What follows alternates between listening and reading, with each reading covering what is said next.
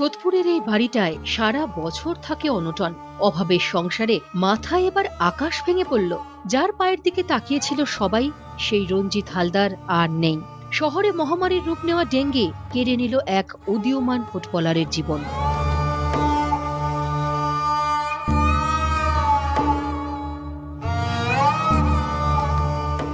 বাড়িতে আসুন, ওর ছবিগুলি এখনো জীবন্তই মনে হচ্ছে। গত মরশুমেই তো বিএনআরের হয়ে ছটা গোল আছে রঞ্জিতের। হাঁটুতে চোটের জন্য এ মরশুমটা এমনিতেই মাঠের বাইরে ছিলেন রঞ্জিত। এবার ডেঙ্গি তাকে পৃথিবীর বাইরে পাঠিয়ে দিল। মা চারু হালদার নিথর হয়ে গেছেন, বাবা নারায়ণ হালদার ভাষা হারাচ্ছেন। এদিকে রঞ্জিতের পাড়ার ক্লাব নব উদয়ন সংঘের বেদিতে আজ ওর নামে শোক জ্ঞাপন করা হয়। শুধু রঞ্জিতের পরিবারই নয়, কান্নায় ভেঙে পড়ে রঞ্জিতকে শেষ বিদায় জানায় পাড়ার সকল মানুষ। ছুটি, রঞ্জিতকেও ছুটি দিয়েছিল সাই, কিন্তু ছুটির এই পরিণতি হবে কেই বা ভেবেছিল?